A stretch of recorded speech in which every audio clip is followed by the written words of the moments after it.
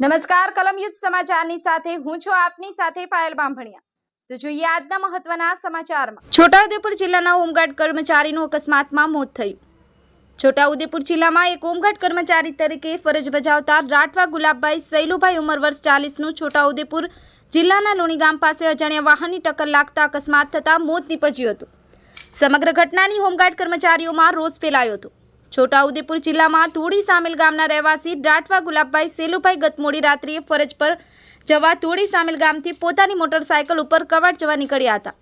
તે સમય દરમિયાન છોટાઉદેપુર ક્વાડ રોડ ઉપર આવેલ ડુણી ગામ નજીક અજાણ્યા વાહનની ટક્કર લાગતા ફંગોળાઈ અને ફેંકાઈ ગયા હતા અને માથાના ભાગે તથા ઘૂંટણમાં ગંભીર ઇજાઓ થઈ હતી અને મોતને ભેટ્યા હતા। પોલીસે આ બાબતે કલમ 279 304 અ તથા એમવી એક્ટ 177 184 134 મુજબ ગુનો નોંધી આગળની કાર્યવાહી હાથ ધરી હતી।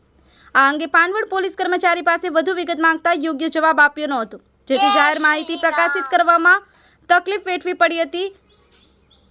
બ્યુરો ચીફ હસમુખ વરિયા, કલમ યુદ્ધ સમાચાર, છોટાઉદેપુર। મારું નામ રાઠવા પોપટભાઈ સેલુભાઈ।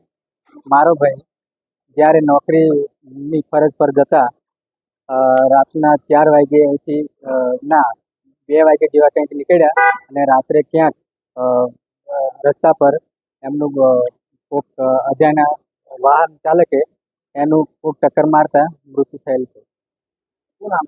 રાઠવા ગુલાબભાઈ સેલુભાઈ। મારું નામ રાઠવા પોપટભાઈ સેલુભાઈ।